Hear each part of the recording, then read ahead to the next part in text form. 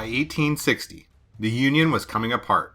For the South, the election of 1860 would be a test of whether their concerns still mattered to the North, and whether they were still a valuable part of the Union.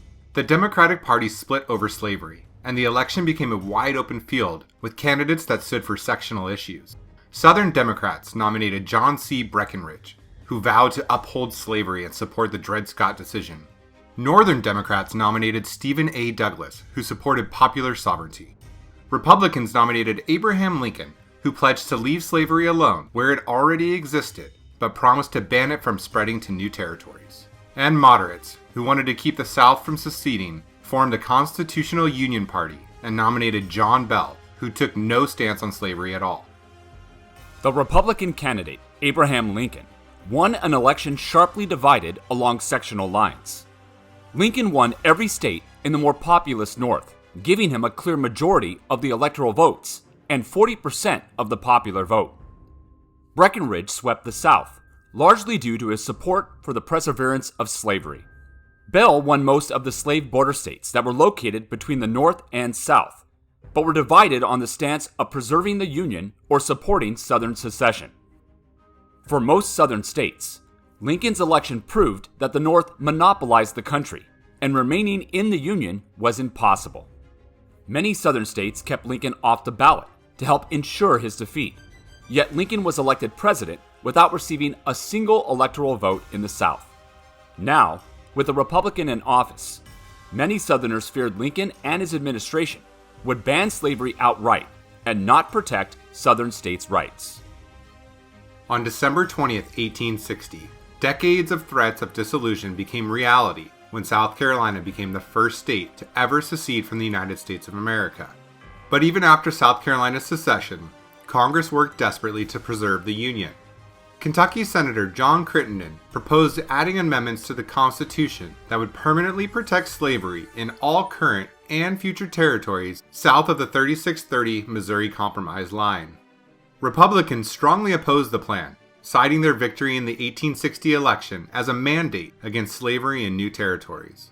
Frustrated Southerners rejected the plan, feeling it was too little, too late after decades of compromise gone wrong. By February of 1861, the states of Texas, Louisiana, Mississippi, Alabama, Florida, and Georgia voted to secede from the Union. The United States was torn in two. On February 4th, 1861, delegates from each of the southern states that had seceded from the Union convened in Montgomery, Alabama. Once there, they drafted a constitution and formed a new nation called the Confederate States of America. Mississippi Senator Jefferson Davis was elected as president of the Confederacy. The Confederate Constitution emphasized the principle of states' rights, the protection of slaves as property, and the preservation of the institution of slavery. In essence, the Confederacy became the embodiment of what the slave states had always wanted the United States to become. Opinions about secession and the formation of the Confederacy were mixed around the nation. Some Southerners celebrated secession and remained defiant about the state's sovereign power to break away. Cities rang church bells and fired cannons, and one Atlanta newspaper claimed that the South will never submit. Some Southerners opposed secession and feared it would lead to a terrible national conflict. Northern abolitionists welcomed secession instead of allowing further compromises with the South that permitted slavery to continue. Other Northerners were convinced that the Union must be preserved at all costs and claimed secession to be illegal. Officially, President James Buchanan responded by declaring to Congress that the Southern states had no right to secede, but admitted that he had no constitutional power to stop them from leaving the Union. On March 4th, 1861, Abraham Lincoln is sworn in as the 16th President of the United States. Lincoln was the new leader of a nation that was fractured and in a fragile state of uncertainty. Just 1 month after the creation of the Confederacy, Lincoln was tasked with finding a solution that would preserve the Union and hopefully keep the peace. At his inauguration, Lincoln told the nation that he would not permit any state to secede from the Union, and he vowed to protect federal land and uphold federal law in southern states. Directly addressing the people of the South, Lincoln appealed for peace and reminded them of the bonds shared by the North and South. Lincoln was worried that the border states between the North and South would secede and join the Confederacy if he instigated a conflict by using force against the South. As a result, Lincoln vowed to protect federal property, but privately decided not to be the one to attack first. In February 1861, Confederate forces began seizing federal forts in southern states that now belonged to the Confederacy. Lincoln faced a dilemma: use armed forces to retake the forts and protect federal property, or allow the forts to be occupied by Confederate forces, which virtually legitimized the South's right to secede. By March 1861, Fort Sumter, a federal fort in South Carolina, was running out of supplies. Lincoln sent a dispatch to the governor of South Carolina and informed him that he was sending supplies to the fort.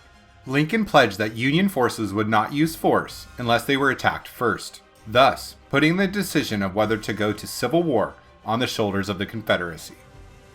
Confederate President Jefferson Davis decided to strike before Union forces could resupply Fort Sumter. In the pre-dawn hours of April 12, 1861, Confederate forces in Charleston Harbor opened fire on Fort Sumter. For 33 hours, thousands of shells and mortars exploded over the harbor and the ramparts of the fort.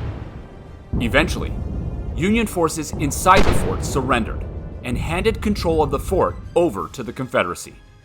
Remarkably, there were no casualties on either side, and the only life lost was that of a horse. When the Confederate flag was hoisted above the fort's walls, Confederate guns in the harbor fired a victorious salute.